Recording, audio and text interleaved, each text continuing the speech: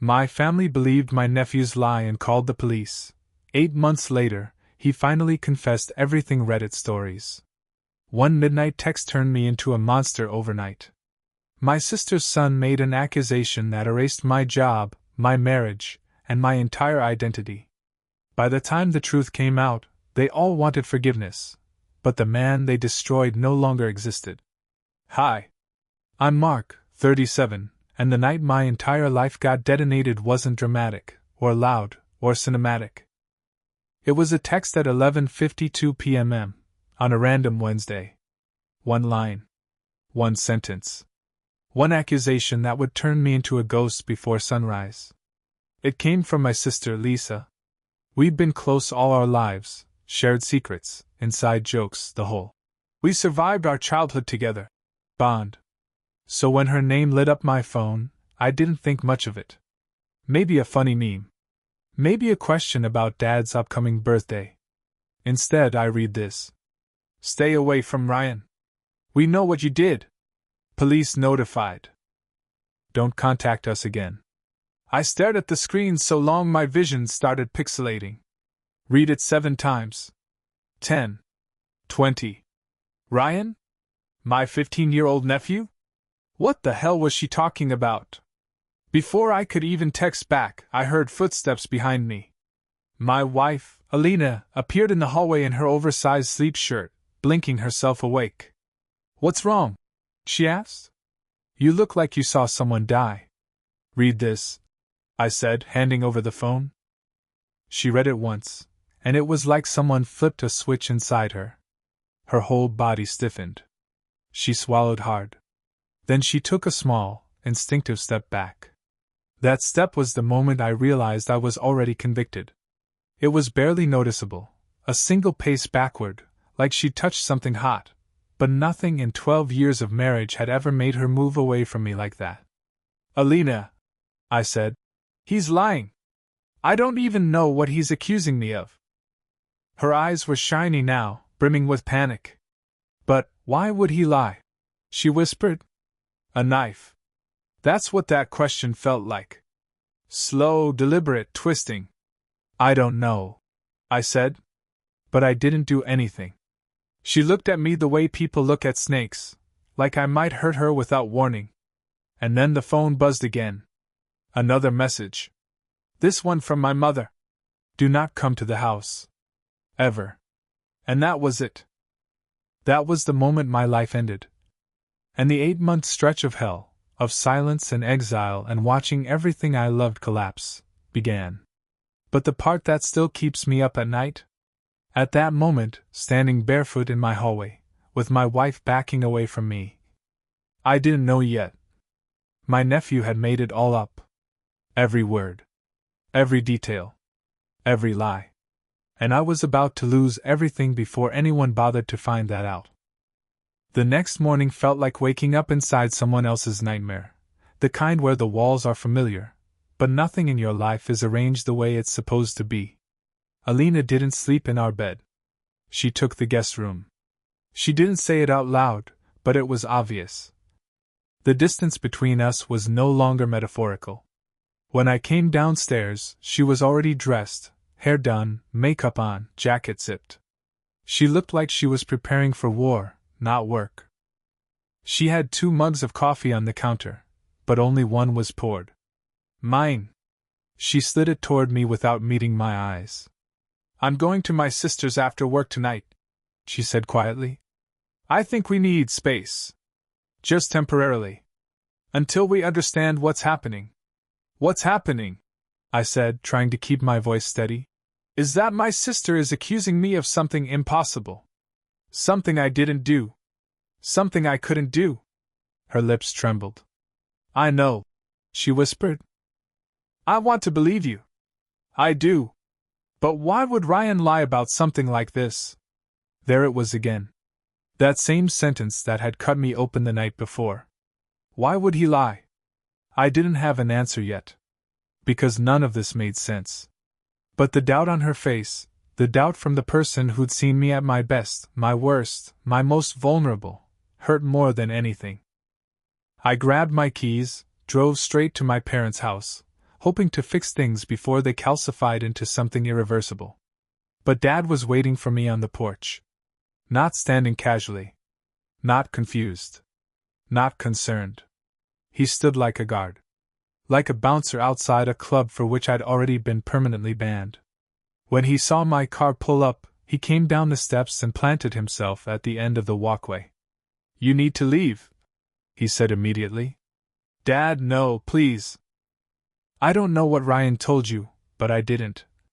He held up a hand. A hand that had steadied me when I learned to ride a bike, that had patted my back when I graduated college. Now it looked like a stop sign. "Don't," he said sharply. "Don't say another word." I took one more step toward him. "Dad, stop." He actually shouted it. And the look he gave me, Jesus! I'd never seen anything like it. Not even when I crashed his car at 17. Not even when I dropped out of law school. Not even when we fought after I moved across the country. It was pure disgust. Like I was something he'd scraped off his shoe by accident. "Do you think your mother slept last night?" he said, voice cracking. "She cried until she threw up. She kept saying, 'Not my son. Not my boy.' And then your nephew told us everything." "What did he tell you?" I demanded. Dad's jaw tightened. "I'm not repeating it. And you're not coming near this family again. If you step foot on our property, I will call the police." I felt like someone had dropped me into ice water. "Dad, please." He turned and walked up the steps, opened the door, and said without looking back, "You're no son of mine." And he closed the door. Softly. Gently. Deliberately. Soft is worse than slammed. Soft means final. I stood there for maybe 5 minutes, swallowing air like I was drowning.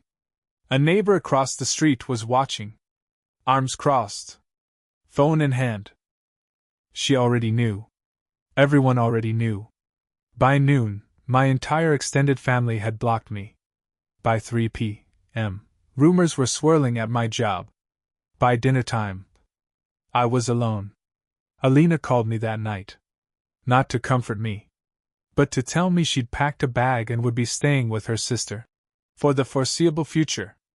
"I just need to think," she said. "I just need to be somewhere safe." Safe. As if I was dangerous. As if I might snap. As if the man she'd slept next to for 12 years had been wearing a mask the whole time. By midnight she turned her read receipts off. And I sat in the quiet dark of my living room, staring at my phone, waiting for someone, anyone, to say, "We're wrong. We're sorry." We jumped to conclusions. Nobody did. Because this was just the beginning. Tomorrow, the police would knock. And that would be when everything truly unraveled. The police didn't arrive with sirens. No flashing lights. No dramatic shouting. Just a firm knock at 9:17 a.m. 2 detectives stood on my porch wearing the kind of expressions reserved for people they've already decided are guilty. Detective Hale, mid-50s, weathered face, eyes like cold marbles. Detective Rees, younger, kinder, the one they send in to make you feel comfortable before the hammer drops. "Mark Bennett?" Hale asked. "Yes. We'd like to come in and ask a few questions about an allegation involving your nephew, Ryan Ward." My stomach dropped so hard I nearly folded. "Of course," I said. "I have nothing to hide." And I didn't. Which, I would later learn, doesn't matter at all. Hale walked around my living room, scanning the space like he was evaluating a crime scene.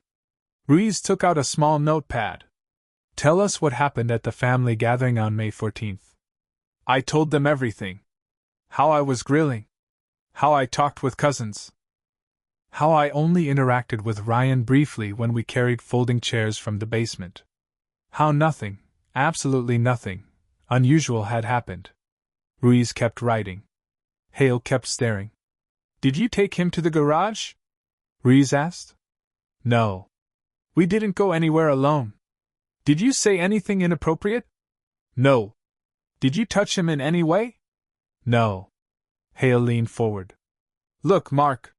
His tone shifted into the patronizing gear cops use when they think you're lying. We've talked to Ryan. His account is consistent.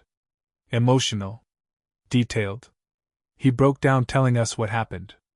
I swallowed hard. People can be emotional when they're lying too, I said. Ruiz hesitated. She knew that was true. Hale didn't care. We'll need your phone, he said. Laptop. Desktop. Any devices. Why? Because people who do things like this often leave digital breadcrumbs. I didn't do anything. Hale didn't blink. That's what they all say. They all say. Those words sat in my chest like a boulder. They searched everything. Every device. Every email. Every message. Every browser history item. And they found nothing. Because there was nothing to find. But here's the twisted part. The absence of evidence didn't convince them. It just made them think I was organized, strategic, predatory. By the afternoon, I'd given a recorded statement at the district office. The kind where every word feels like a trap you're walking into voluntarily. When I came home, Alina was waiting on the porch. Not smiling. Not crying. Just numb. She didn't hug me. Didn't step toward me. She kept one hand on her suitcase, like she needed something solid to grab onto in case I lunged at her. We need to talk, she said. I already knew what that meant. We sat at the kitchen table we bought together 5 years earlier, the same table where we'd eaten Sunday pancakes, had friends over, planned vacations.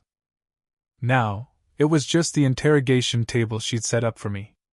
I talked with my sister, she said quietly. And with my mother. Of course she had. And they all said. I know what they said. I snapped. I regretted it immediately when she flinched. She stared at her hands. Did you ever, even once, even accidentally, cross a boundary with him? The question almost made me dizzy. What the hell, Alina? No. Absolutely not. Not with him. Not with anyone. She closed her eyes tightly, as if bracing herself. Then she said something I will never forget. I want to believe you.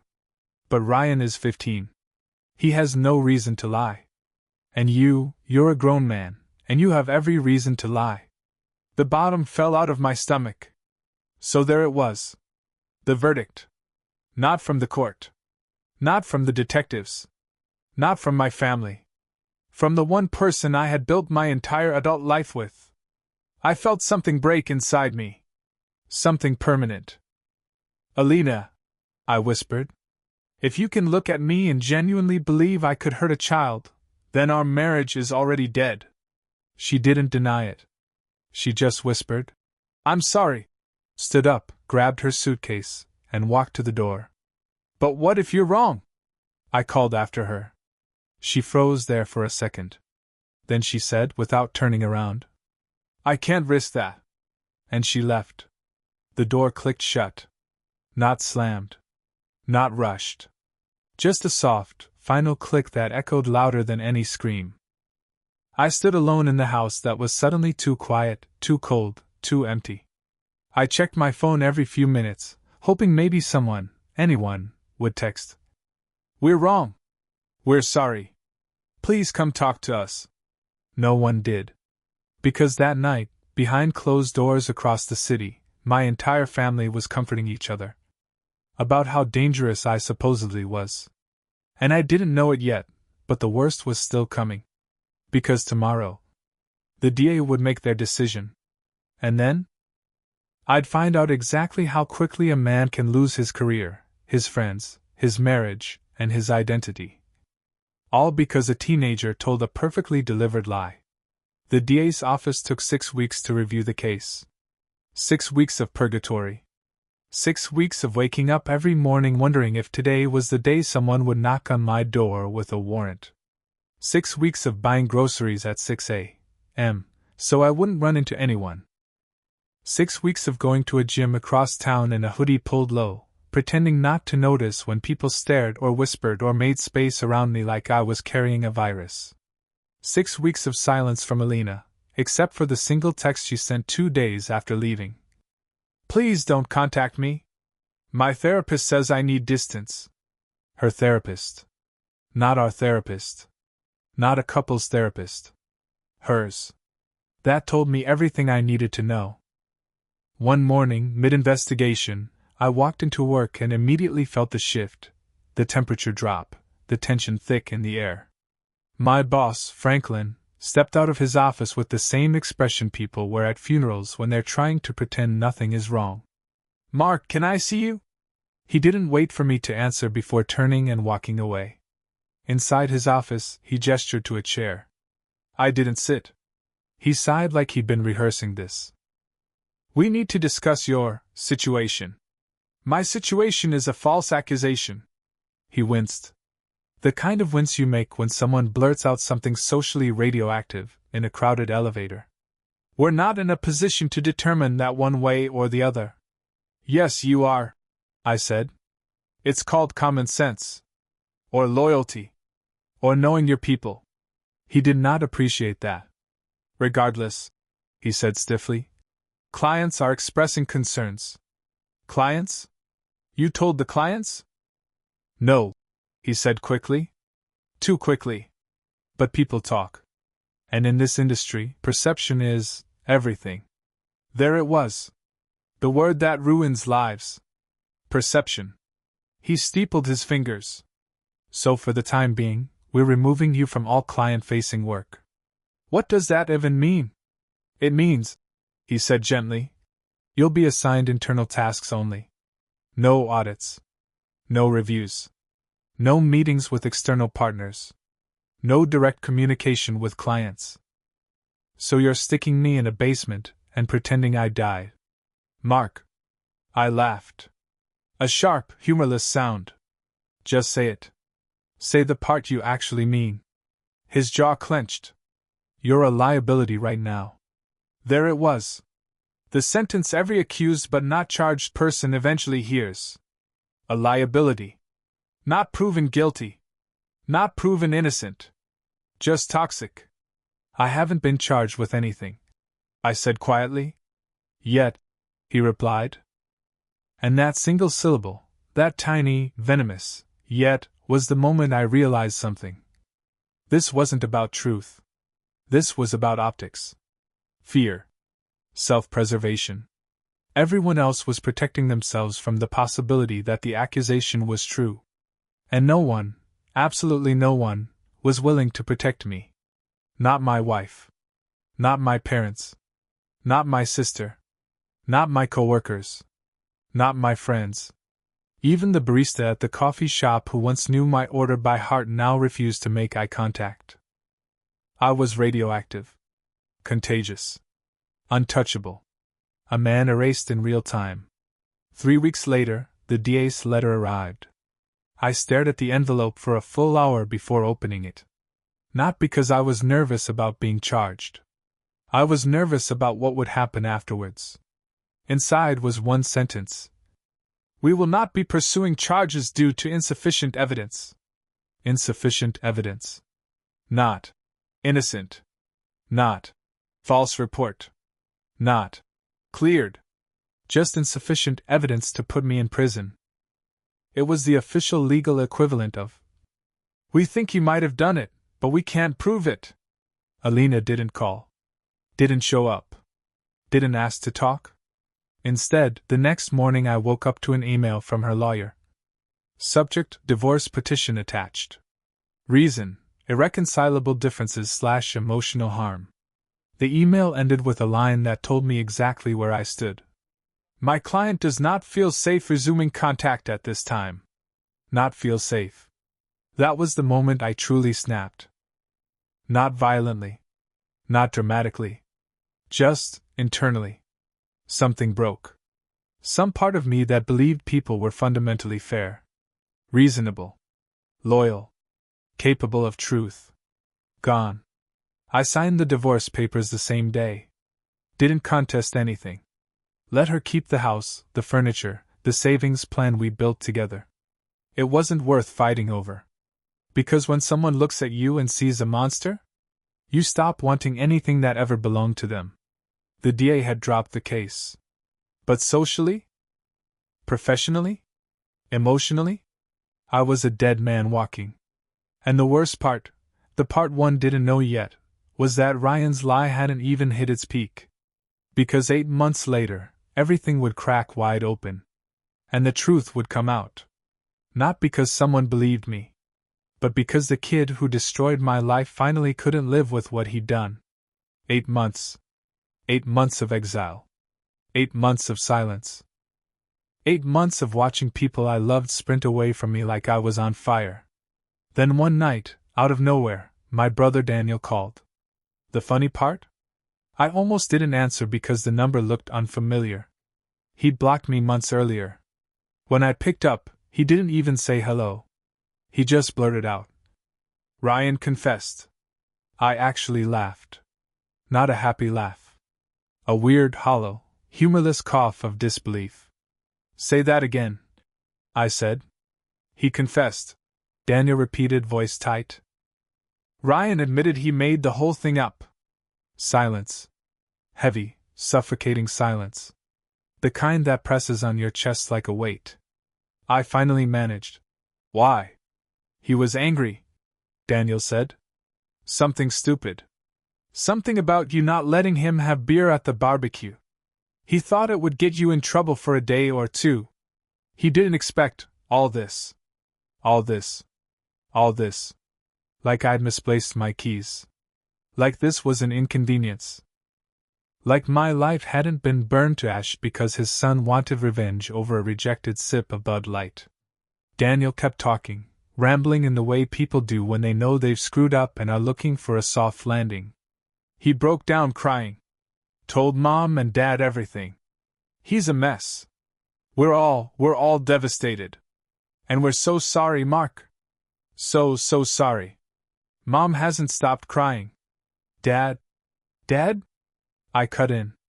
You mean the man who told me to get off his property or he'd call the cops? That's not fair. Daniel snapped. He was protecting his grandson. I laughed again. A sharp, humorless sound. Right, I said. Protecting the kid who just admitted he fabricated the entire accusation. Look, Daniel said, trying to shift gears. We want you to come over this weekend. Everyone wants to see you. We can talk. Have dinner. Mom's cooking your favorite. No. A long pause. What? No. I repeated calmly. I'm not coming. Mark, we're trying to fix this. You can't fix this. He made a frustrated noise. He was 15. He made a stupid mistake. But he owned up to it. He's sorry. We're all sorry. You don't want to at least hear him out? Hear him out? My voice stayed flat, even. Almost too steady. I lost my wife. My home. My job. My reputation. My friends. My life. Because your son wanted attention. He's just a kid. And I was your brother, I said quietly. And you didn't even ask for my side before deciding I was guilty. You're being unreasonable. No, I said. I'm being honest for the first time in my life. He tried again. Desperate now. Mom is broken over this. Dad's ashamed of how he reacted. Ryan is suicidal with guilt. Not my problem. You can't mean that. Oh, I do, I said. You all made your choices 8 months ago. And now? He asked. No, I said. You get to live with them. I hung up. Blocked his number again. And for the first time in months, maybe the first time in my entire life, I felt something approaching peace. Not joy. Not vindication. But clarity. Because here's the truth. It wasn't the lie that destroyed me. It was how easily they believed it. They didn't stop after Daniel.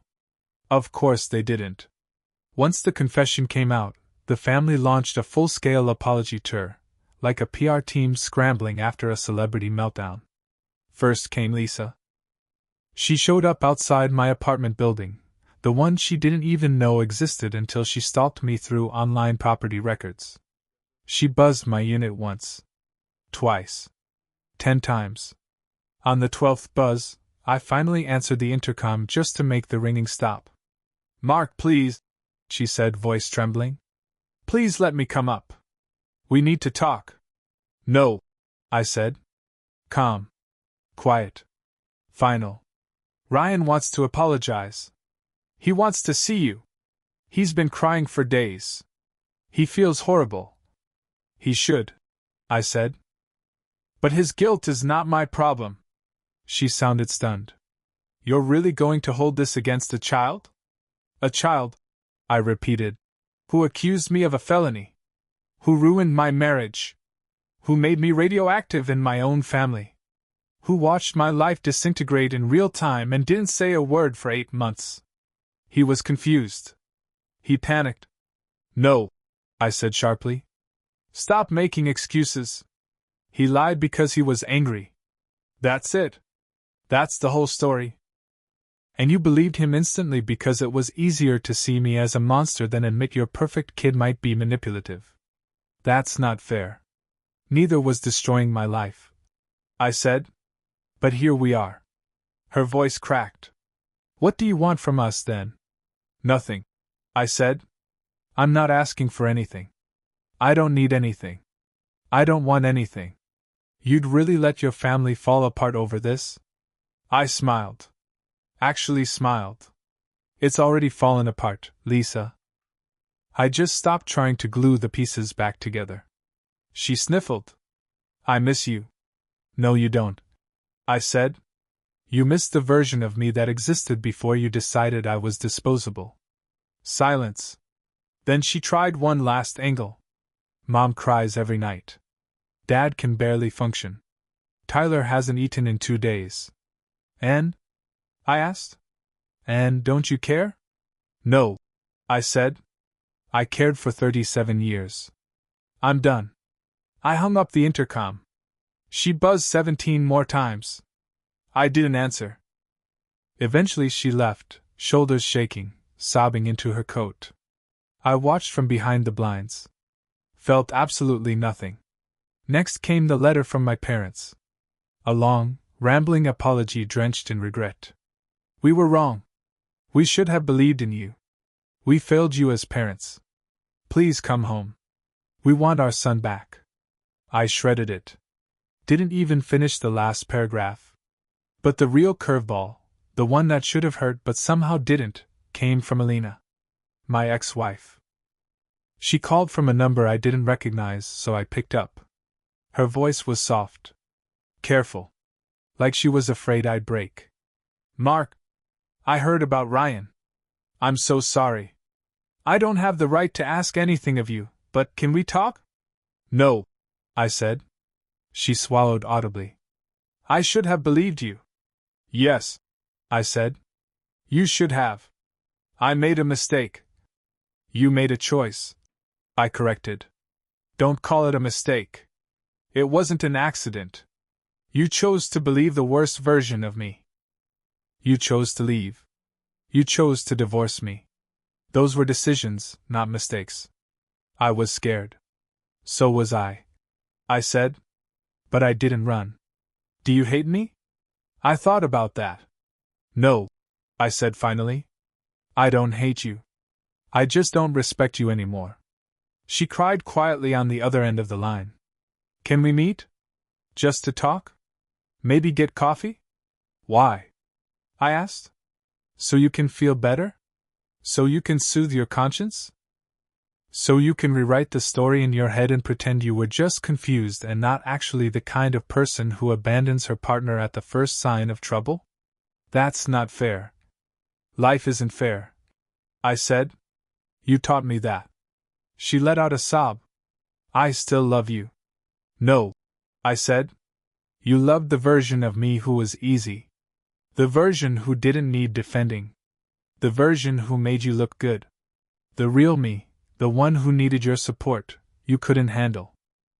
Please, can't we at least talk about reconciliation?" "No," I said. "I don't reconcile with people who threw me to the wolves." I hung up before she could answer. "Block the number." then sat on my couch and waited for the guilt to hit. It never did. Because here's the part nobody tells you. When someone destroys you? When they choose fear over truth? Cowardice over loyalty? Abandonment over love? You don't miss them. You miss the person you thought they were. But once you realize that person never existed, there's nothing left to mourn. Nothing left to fix. Nothing left to forgive. Just ashes. And a brand new, brutally honest chapter of life waiting to begin. The funny thing about having your entire life burned to the ground is that eventually, after enough time, enough silence, enough nights spent staring at the ceiling wondering who you even are anymore, you stop waiting for the old life to come back. You finally accept it's dead. And once you do, you start building something new. Something smaller. Something quieter. Something that doesn't involve people who treat you like you're one accusation away from exile. 6 months after Ryan's confession, I moved across the city. New apartment. New routines. New grocery store where nobody looked at me twice. I changed my gym. Changed my barber. Changed my entire orbit. Friends? Gone. Family? Blocked. Wife? Ex-life? Rebooted. I wasn't healed, not even close, but I was functional. Calm. Steady. Mostly numb, but in a peaceful way. And then something I didn't expect happened. I met someone. Not on purpose. Not in some rom-com way. Not in a "this renewed my faith in humanity" kind of way. It happened at a tax conference. Of all places. Her name was Lila. Financial fraud analyst from Denver. Sharp, dry humor, blunt in a refreshing way. We ended up at the same lunch table during a workshop. She made a sarcastic comment about the speaker. I responded with an equally sardonic one. She laughed. Actually laughed. And for the first time in 2 years, I didn't feel like a contaminated crime scene. We exchanged numbers. Not romantically. Not flirtatiously. Just two people who found each other tolerable in a room full of people they didn't. We texted. Grabbed coffee. Grabbed dinner. Talked about work, movies, stupid childhood stories. Nothing heavy. Nothing emotional. Just human contact. On our third date, I told her everything.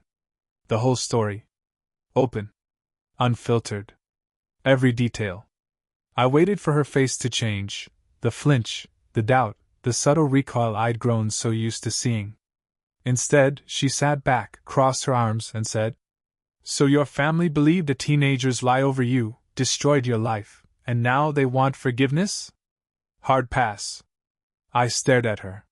She shrugged. "I don't do revisionist remorse," she said. "People show who they are under pressure. Yours showed they're made of wet cardboard." I laughed, a real laugh, for the first time in a long time. Lila didn't try to fix me. Didn't insist I reconnect with anyone. Didn't give me some inspirational speech about healing. She just accepted the facts. "You don't owe anyone forgiveness," she said. "Especially not people who abandoned you faster than a sinking ship." It was the most validating sentence anyone had spoken to me in years. A year after we started dating, she moved in. She met my colleague Brian, the one person who hadn't abandoned me, and the three of us became this weird, tiny little chosen family triangle. No drama. No guilt tripping. No. But they're your blood. Just peace. Calm. Predictable. Safe. Life didn't feel big anymore. But it felt mine. And honestly, that was enough. 2 years after Ryan's confession, the last thread tying me to my old life snapped. It happened on a Wednesday morning.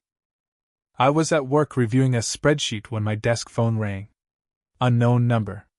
I answered. "Is this Mark?" "Yes." "This is St. Mary's Hospital. We're calling on behalf of your father." I froze. "He's passed," the nurse said gently. "We're notifying next of kin." There was a pause where I think she expected me to say something emotional. I didn't. "When is the funeral?" I asked. Saturday, she said. Your mother asked us to tell you she hopes you'll come. I thanked her. Hung up. Sat there in silence. Later that afternoon, Daniel found a way to contact me, through my office. He sounded exhausted. Angry. Desperate. You're coming, right? Mom needs you.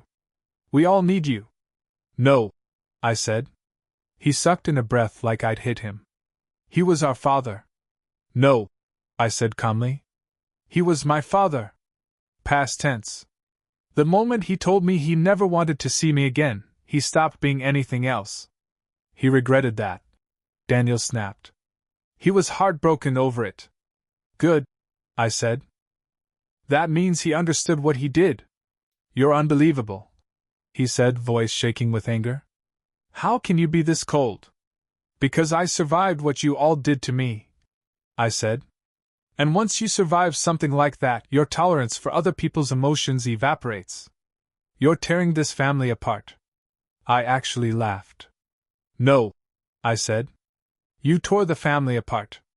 I'm just refusing to tape the pieces back together. I hung up. And that was that. I didn't go to the funeral. Didn't send flowers. Didn't send condolences. Didn't send anything. And I didn't feel guilty. Not for a second. Not anymore. Because here's the truth people hate. Once someone shows you, clearly, undeniably, that their love has conditions, you're never obligated to meet them again. Ever. People assume the end of a story like mine comes with some grand emotional climax, forgiveness, reconciliation, a tearful reunion, some Hallmark movie nonsense where everyone hugs and cries and learns to be better humans. Yeah, no. Real life doesn't do neat endings. Real life does echoes. Aftershocks. Ripples that keep going long after the explosion. Here's how mine ended, or rather, how it settled. A year after my father's funeral, I ran into Lisa at an airport. Terminal C. Early morning. Both of us standing in line for coffee. I saw her before she saw me. Her hair was streaked with gray now. Face thinner. Eyes tired in a way I recognized, the look of someone who's been carrying a weight for too long. When she finally turned and spotted me, the expression on her face was indescribable. Shock first. Then hope. Then something sharper, grief, maybe. Mark, she said softly. Hi. Hi, Lisa. We stood there in that awkward, suffocating way strangers do when they recognize each other but don't know what to do about it. She cleared her throat. You look good. So do you. There was a long silence then. Ryan's doing well. He's in college now. Studying psychology. That tracks, I said. She flinched, the way people flinch when truth hits a bruise. He still asks about you, she said. He wonders if you'll ever forgive him. I didn't respond right away. Because the truth is complicated. I don't think about Ryan much anymore. And when I do, it's not anger. Not sadness. Not even resentment. It's nothing. Just a quiet, neutral absence. But forgiveness? That's a different beast. I haven't forgiven him, I said. And I don't know if I ever will. She nodded slowly, like she already knew. Then she asked the question they all want answered. Is there anything we can do? Anything at all to fix this? To get you back? I didn't sugarcoat it. There's nothing to fix, I said calmly. You broke something that can't be repaired. You're my brother, she whispered. Not anymore, I said. That version of me died 8 years ago. You buried him. And now you want the benefits of a relationship with someone you didn't protect when it counted. Her eyes filled. People make mistakes. Mistakes are forgetting a birthday, I said. Not destroying someone's life because it was easier than asking one follow-up question. She swallowed hard. So that's it. That's it. Her voice cracked. I miss you. I nodded. I miss who I thought you all were. Her face crumpled, because she knew exactly what that meant. The barista called my order. I stepped forward, took the cup, and when I turned back, she was still standing there, frozen in place, tears on her cheeks. I walked away without looking back. Not out of cruelty. Out of clarity. Back home, I told Lila about the encounter. She listened, then asked, "How do you feel?" I thought about it. "Nothing," I said. "Just nothing." She squeezed my hand. "That's peace. You earned it." Maybe she was right. Maybe emptiness is what closure looks like when the damage is too deep to undo. Maybe some doors don't close loudly. They just stop opening. Here's what my life looks like now. I have a partner who believes me without hesitation. A career rebuilt from scratch on my own terms. A small circle of people I trust completely. A home that feels safe because nobody in it sees me as guilty until proven innocent. I don't check old family social media anymore. I don't wonder who misses me. I don't replay the past trying to rewrite it. The life I had is gone. But the life I built afterward? It's mine. Stronger. Harder. Smaller. Cleaner. And the best part? I finally learned the difference between unconditional love and conditional tolerance. One is real. One pretends to be. I stopped accepting the second. I only accept the first. People ask if I regret cutting them all off. No. I regret trusting people who never deserved it. I regret thinking blood automatically meant loyalty. I regret giving people the benefit of the doubt when they gave me none. But leaving? Walking away? Choosing myself? No regrets. None. Because when the worst moment of your life arrives, and every person you thought would protect you chooses fear over truth, you don't owe them forgiveness. You don't owe them reconciliation. You don't owe them trust. You owe them nothing. Absolutely nothing.